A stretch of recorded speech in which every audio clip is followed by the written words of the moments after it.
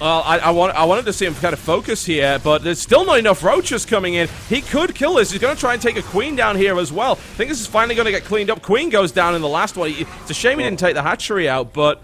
Easily worth it, man. Yeah. Absolutely easily worth it. Blink is being 20 workers killed. This is crazy. What a... Unbelievable. How the hell did this even work? That was so awesome. It's just like, all right, like I have a couple of units. He made 5 roaches immediately, but 2 roaches died even before the fight started. And then he was, I think, too busy trying to save other units and macroing up that the remaining 3 roaches died as well. Because yes, roaches, of course, deal with zealots and Dark Templars very well, but you actually need to like micro them around. If they just stand there, Dark Templars have sick DPS. Man, I cannot believe that turned out the way it did, but that was super... Man, Soppy lost so many drones. He's in a world of trouble right now. Yeah, he's I don't way think he has the economy to deal with Blink Stalkers. Oh, Suppy admits, it's like, wow, I screwed up bad. Yeah, you did. Hello Kitty's trying to figure out how that worked the way that it did, but it was actually Hello Kitty being super smart, and obviously Suppy saying he didn't have any lava either, but we saw that he misrallied. But, like, what kind of... it takes a very crazy mind to think, you know what I'll do? I'm going to warp in 4 Zealots to keep this pylon alive, and then I'm going to warp in 4 DTs, and then I'm going to attack the 3rd with all of that. A lot of Blink Stalkers right now. A lot of roaches are in production, though. This is not over yet. These are 25 roaches on the map, and this is creep. 5 more on the way. But these are +2 Stalkers against +1 roaches with Blink. Hello Kitty's in an absolutely fantastic position, but he's still going to have to micro well. Yes, he absolutely is, and he's trying to do that as best he can. He's blinking back, and he's blinking really, really well right now. He will lose Stalkers, there's no question, but will he lose all of them? No, he won't. That was impeccable control by Hello Kitty. It seems like GG! Game number 3. Oh my god, Hello Kitty. You mad genius. So finally, Soppy scouted so extremely well. Not only the first probe, but the second probe as well. Then a couple of zealots being wiped in, which I thought was super smart, because I thought, like, he's kind of selling this as a gateway attack. But Soppy immediately realizing, like, nah, this is not going to be gateway. So he made the spores. But then there was just too much brutal force, a brutal DPS in that little hit squad of 4 zealots and 4 DTs. It was both, man. It's like, hey, no, it's not going to be a gateway. It's actually going to be both a gateway and a Dark Templar attack. I've never seen that done. And it's really cool, and it evidently is something that Suppy hasn't seen either. No, I mean, I don't think he ever planned on making those zealots. There's no way. He just wanted to keep that pylon hidden, but he knew that he was going to need to warp in a couple of zealots to at least keep the pylon alive, and preferable scare the Zerglings away so he won't see those DTs immediately. But yeah, that was... there is no world where that would have gone any better. The very standard Dark Templar shrine as part of the wall off at the front of the natural. Yes. What? Yeah, that was quite the hero pylon over there as well, or the Artosis pylon, as we like to refer, as it was like powering 4 gates and a Dark Templar shrine and a cannon. It really was. It was working overtime to keep that one working. And we got the final game. That was ridiculous. That was a crazy game between these two. Hello Kitty pulling off some great snap decision-making, and Suppy not being able to deal with such an unconventional strategy. And now we go to Game 3. And... hey, Game 3, Hello Kitty, then I'd say really anything can happen. Yeah, man. It really, really could. The map is going to be... I'm pretty curious, man. Belshire or... yes? Yeah, Belshire. Yeah. The funny thing is, in the chat right now, Suppy can't figure out... Suppy's trying to figure out how he lost, and he's not sure. Like, Hello Kitty's asking, like, what went wrong? It's like, I don't know. And Hello Kitty is like, in which world is this supposed to be so good? He's like, I'm gonna do this more often. I really think it comes down to one split moment where if the Zerg actually is able to just group like 4 or 5 roaches together, and then you start like dancing back and forth, yes, you will still lose a couple of units, but as soon as he snipes those Dark Templars with the roaches, he is going to be fine. But out of the first 5 roaches, he lost 2 immediately, and then he was too busy with other stuff to keep the other 3 roaches alive, and after that it was just pure Zerglings, and yeah, Zerglings are not ready, man, to deal with Zealots +1 and Dark Templars. So this crazy and then comes in way with the +2 Blink Stalker timing after it, and the roaches can't handle it. That was bonkers. That was brutal in every possible way. Crazy man. This guy is out of his mind, and it might be enough. Suppy is like really upset by this. He's like, I'm so bad, I'm so bad. Like, he's got to get into a good mindset. He can't get into this defeatist mindset, otherwise Hello Kitty will take him to the cleaners again. Apparently I'm DCing from my own game. Yeah, it looks like it. We're all waiting for you, and now the lagging screen popped up. Yeah, I see it myself. Oh. I can kick myself, apparently. This is... I've never seen that happen before. Oh, don't lie. You're just building up the tension. Yeah, that's clearly it. It's like, just one more DC. It's alright, we're just going to quickly remake the game. We're going to go into the next one very, very shortly, folks. We'll just take a quick break. We'll be right back with the final game of today's festivities right after this.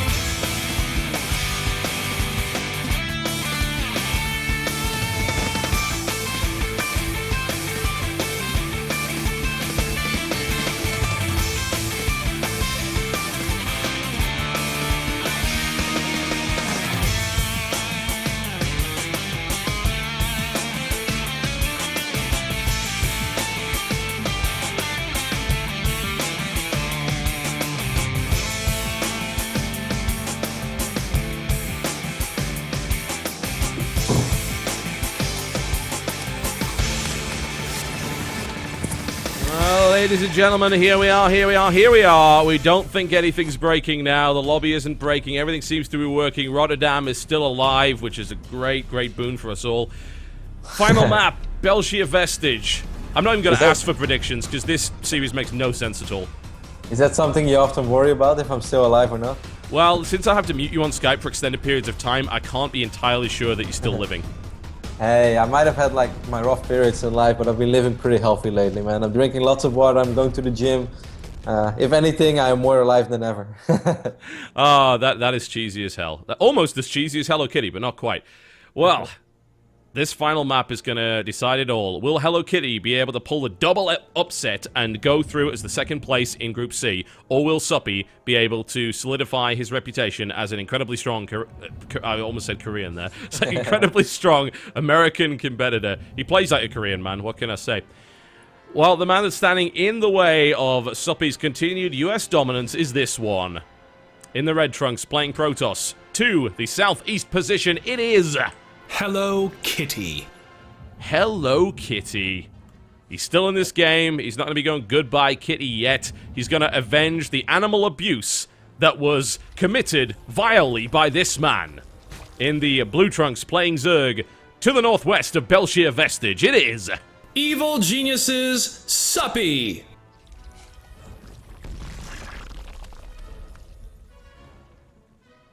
Oh man, I don't even know what to expect. I really don't. We're going to obviously see something at the front here, most likely a Forge play. We'll see if it's a Forge Fast Expander, if it's a Nexus before Forge. If it's something else entirely, then I should just, like, give up casting and go home and just watch the rest of this game in silence. You know, we might just see him play in the same style as he did against Kane, because he played extremely well for the first 15 minutes on Belshare, where he was just going up to 3 bases and stuff. But, you know, right before when I'm listening, even though I can't hear the player introductions right now, you remember the days when GSL used to have, like, these random girls, like, making, like, a spin and then announcing the name of the player? I think the next time you're going to do SHOUTcraft, I'm going to wear a skirt and I'm going to make videos for you. And I'm going to be like, hello, kitty. It's a promise, okay? And then what we're going to do is we're going to set up a tip jar where every $100 that's paid means that you don't do one of the intros. I think that would be our most profitable tournament yet. No, people would love to see me as, like, the GSL girl. People demand this. You have to give the people what they want. Well, I guess, you know, if NASL, unfortunately, is not able to do StarCraft 2 anymore, you've got a shining career as a K-pop group. Oh, I do. I've already had a lot of stunning performances, man. I have the voice of an angel and I move like Mick Jagger, trust me. Oh, dear God. I actually can't sing or dance. I'm horrible. Oh, my God. We're, what, 6 hours into the cast, and this is where it's got to. I shouldn't be too surprised. But these guys have actually given us our first 1-1. I gotta point out, every other game in this, even though they've been super close, has actually been 2-0. Every one of them. I didn't even notice that. Yep, it has. There's true facts right there. So we saw a Nexus before Forge, and then a Gateway at the front. Now, you may very well be correct in the notion that he might try to do Stargate. The thing is, Suppy was watching the games. Suppy's already got an Overlord here saying, alright, I'm just going to keep an eye on you for as long as I can. And hiding the Stargate could be difficult. We've already got Link scouting around the map again. Suppy's like, attack Pat.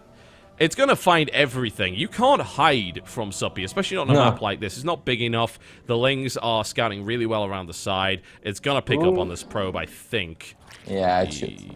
It should, yeah, it will. Yeah, there it is, there it is. Suppy's doing that so well, man. I know it's like a basic thing to do, and you could say at this level, every Zerg should do that. You'd be surprised how hard it is to always find every single probe there is, because your opponent moves the probe around as well, and it's kind of like a guessing game, you know. You know that the Zerglings are probably on their way, so you try to dance back and forward a little bit, but Suppy's just doing that really well, finding the probes every single time. Yep, Hello Kitty gets out of there and uses the right move to get back. Not a lot of turns so that the Zergling can't actually kill it. The shields will regen, so he'll get home. But it's nice to send one out there just in case. But to be fair, I don't think Hello Kitty really expected to be able to use that probe. He was just, it's a little roll of the dice that's fairly minimal risk. And if it does work and you get a pylon down, great, wonderful, you can pressure that third. But in this case, that's not going to happen. So, first things first, he needs to get rid of that Overlord, and then we'll probably see what kind of tech's going to come down. Robo at the front here. This one is super at the front, so every single time a unit will even come remotely close, it's going to see it immediately. Yeah. But it might just be like a standard Robo into 3 base, and I would really love to see that. Of course, something that I always worry about whenever I play like this is like, if I want to go up to 3 bases like this, I worry about Mutalisk a lot. But I guess if you are that worried about it, you should be able to see it coming in time. Unless he has something different in mind and he's just going to go for 2-base play. Maybe some good old Immortal Sentry. Maybe. I mean, it kind of looks like Ohana, right? It should work. But in this case, Hello Kitty's actually going... He took his 3rd and 4th gas at the natural fairly quick, I would say. Like, in comparison to... He could have delayed it longer than this. So maybe it could be Immortal Sentry. Maybe it's that... I mean, it could pull out the Colossus build again. It's a possibility. I don't think he's going to go for the Colossus build. I think he knows that Suppy watched that game, and also Suppy is much less of a... Well, there goes the Robo-Bait, though. But it might just be like a more of... at least like well protected against Roach 2-base play as well. Of course, there are 2-base Colossus plays which are not all about the Colossus, but if you have 3 Immortals and you also have enough Sentries, you can actually deal with Roaches too. Interesting. I really think this is the build that I saw... Oh, who played it? It was Startail versus MVP. And I'm pretty sure Vampire pulled this build out, actually. Sounds very, like, very... what's the word I'm looking for? Very... Well, it's pretty likely that Vampire used that build, because I've seen him play like that in the past. Yeah, it's a 2 Immortal, 2 Colossus, Gateway, like, big timing with +1, if I recall correctly. It might not be that. It could be anything else, but I did see him do that against Zerg, and it just ripped them to shreds.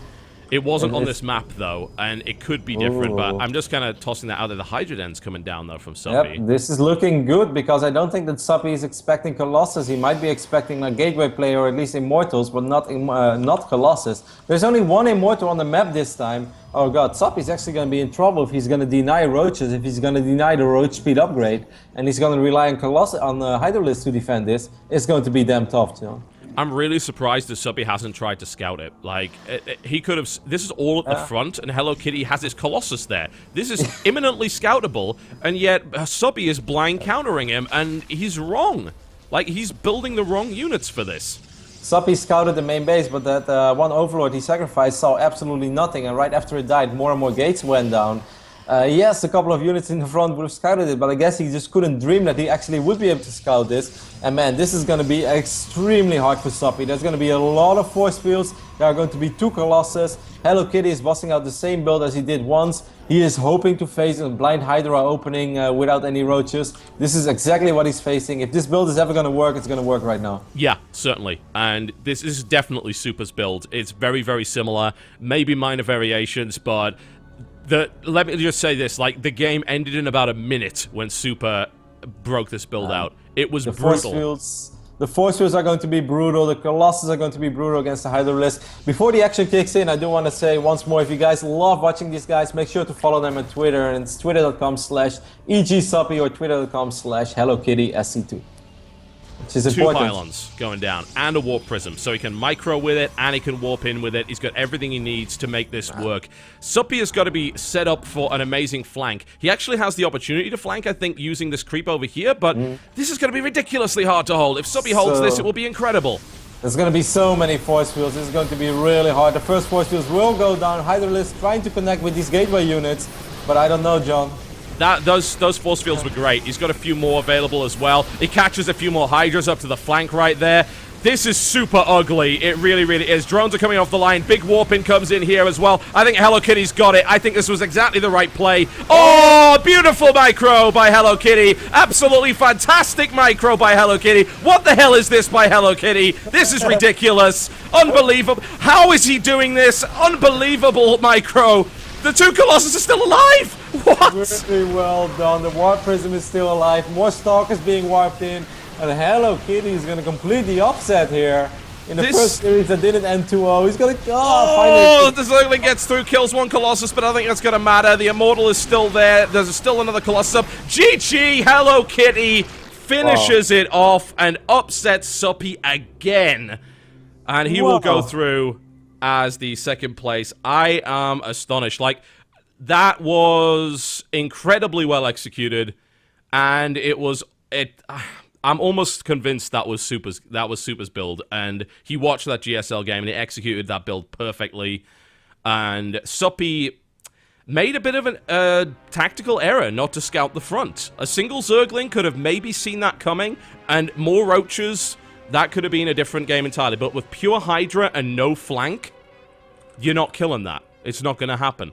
This was just like, as you said, it's so simple. If he has 1 or 2 units in the front, he is going to see that Robo Bay, he is going to see that Colossus, and he kind of knows what's coming, because he even saw him use the build against Kane. But it's just... Yeah, if you open up Hydra Ling, and he did make a Roach for him pretty early on, but I guess he only used that in case he had to deal with like gateway aggression, and after that he never planned on making Roaches, he never went for Roach speed. I guess he just kind of figured out, hey, I'm probably playing against Stargate, or maybe some Blink Stalker play, I'm going to be fine with my Hydra list. Yeah, just the wrong unit for Suppy, man. There is nothing he could have done other than scout better, and it's such a simple thing to say, but that's really what it all boils down to. It really does. It really, really does.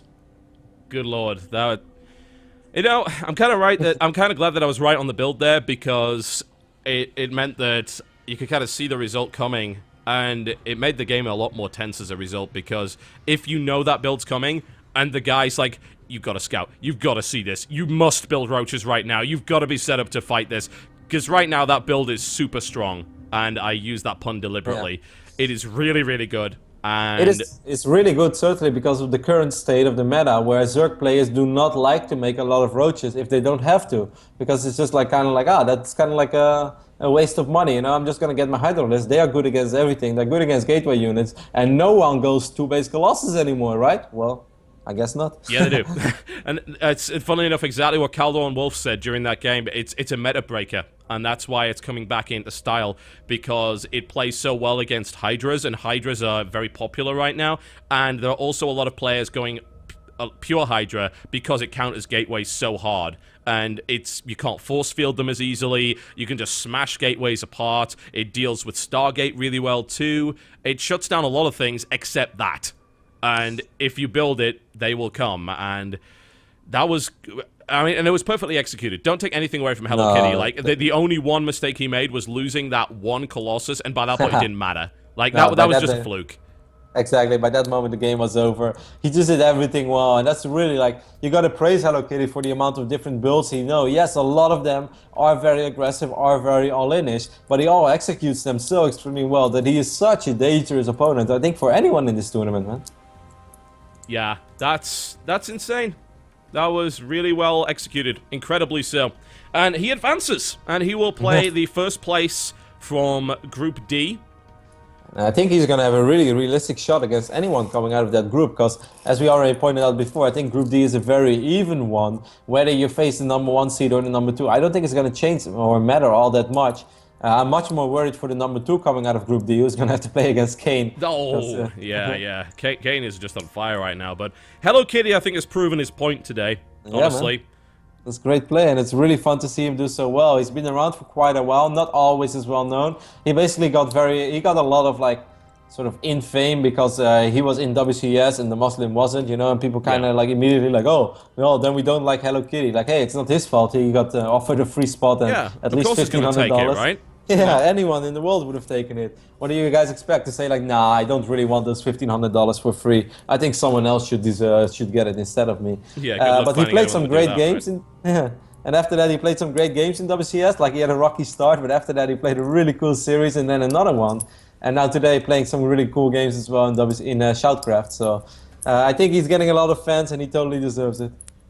Great play. Absolutely phenomenal play, and really well controlled as well. It's a difficult build to execute properly, because if you make one misstep, then you will lose a Colossus, or you'll lose your Immortal, or you will just not get the sentries down right.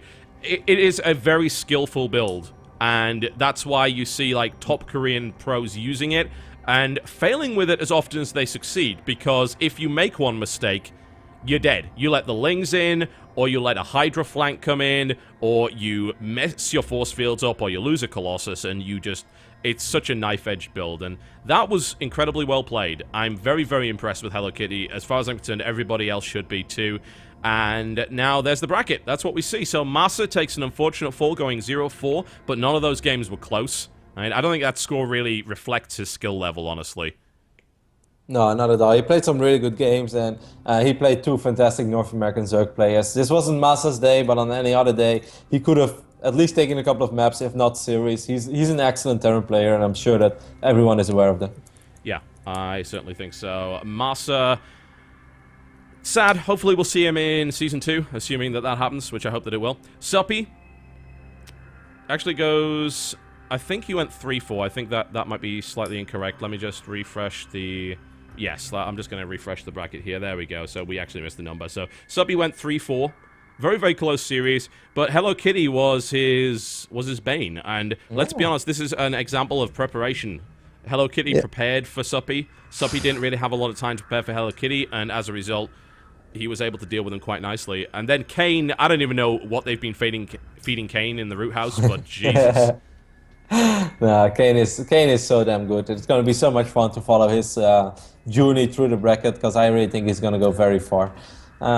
I'm excited, man. We've got some really great quarterfinals coming up, but of course, you're still going to have Group D as well. Yes, we do. We're going to have Group D. That will actually be on Friday. We're going to have 3 days of SHOUTcraft, mainly because we need to fit it in before WCS, because Blizzard will shout at us otherwise. So Friday the 17th at 2 p.m. EDT, I will be casting there, and I actually don't know who my co-caster is yet. We'll find somebody. I believe it...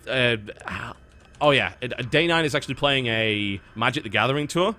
And he says if he if he's really terrible at Magic and bombs out in day 1, he will cast day 2 and 3 with me. But it depends. He's part of the Pro Tour right now, so... Knowing Sean, he's not really terrible, because I think Sean is pretty smart, and he's often very good at what he does. That's very, very true, although Magic has a tendency of screwing you over at the worst possible opportunities, so you never know, you never know. So that's on the Friday, then Saturday, same time, again, we do everything at 2 p.m. EDT, then that will actually be the round of 8 right then, so we will be going straight into it because we just don't have a lot of time, and then the round of 4 after that will actually be played on the Sunday. So we're going to clean up everything next weekend, and once we've done that, we will be going into the Grand Finals. The Grand Finals will be flying 2 players out to the MLG studios, and we will basically be the warm-up act for WCSNA, which will be pretty cool. And I'm looking forward to that. Nice little offline final.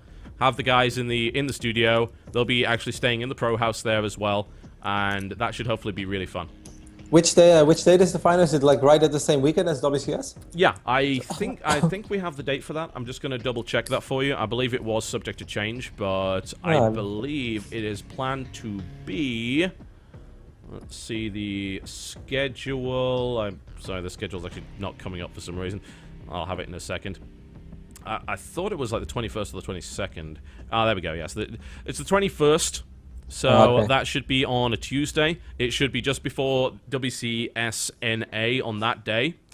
And I will be co-casting with Axlov in the studio. There'll be a dedicated observer. There'll actually be production, so we shouldn't fuck it up this time, which would be nice. And that'll be the roundup of the tournament. Nice and short. A lot of fun. Yeah, we had to compress this tournament because otherwise we'd have run into a bunch of other stuff in June, like this E3 in June, which not only a lot of American pros are actually going to be at for various reasons, but I'm going to be there as well. That's a big industry event, biggest industry event of the year. And then, of course, we've got DreamHacks coming in. We've got MLG Anaheim. We've got WCS everywhere. So we had to compress the time on this one. We really want to do a big round of 32. We really want to do a big tournament where everyone has loads of chance to prepare and they get a month to ladder and actually compete. But right now, we weren't able to do that. But looks like, we're really happy with the way this tournament's been going on so far. Roddy, thank you very much for coming to CoCast today. It's been absolutely fantastic. Yeah, more than welcome. I had a lot of fun. I really think it's awesome what Jenna and you are trying to do for the North American scene. We definitely need that. We, as in like me being here as well, North American. I think it's awesome that these guys are not only getting some guaranteed prize money, but also getting a lot of spotlight time with a lot of people watching. So thank you and Jenna for doing a fantastic job and putting this tournament together. And of course for having me on the show. It's always a pleasure to have you on the show, man. Very, very much appreciated. But a big thanks, of course, go to Jenna for making this tournament possible and also for providing support during the actual event itself. Big thanks go out to our admin, Vaqueth, who did a fantastic job and also figured out the stuff like resume from replay that we didn't actually know how to do, so that's always good. A big thanks to the guys behind GameHeart. RT Shutter, I believe, is his name on Twitter. You can follow him there. And also thanks to @ZookDoesStuff for all of the assets. And big thanks also go out to Brum for the intro. He is responsible for the intro in the SHOUTcraft America loop with the big battle cruiser. It's pretty damn fantastic. Big thanks go to, of course, Reddit, Team Liquid, and all of the StarCraft communities. Thank you for supporting this event. And big thanks go to the players who put on a fantastic showing. Alright folks, we're about done. Thank you very much for watching SHOUTcraft Group C. We'll be back with Group D this Friday, I suppose. That will be in a few days' time, Friday the 17th at 2 p.m. EDT. My name has been Totalbiscuit. And I have been, or I still am, Kevin van der Kooi, also known as Rotterdam. I never do this, man. This is like the first time anyone ever sets me up for this. I know you guys always do it, but that's never been my thing. It's never been your thing, but you get a chance to do it now. You know what it feels like. Yeah, I don't know. It feels weird to like introduce myself. Not many other people do it. All right, folks. Thank you very much for watching. It's been a great, great day of StarCraft 2. If you missed any VODs, they're available on the Twitch channel in 60 FPS, or alternatively, you'll be able to watch the full series cut on the YouTube channel, youtube.com/TotalBiscuit. If you missed Group B, it's already up on YouTube, or you can watch it on Twitch, whichever you prefer. Thanks a lot for watching, folks. We will see you next time.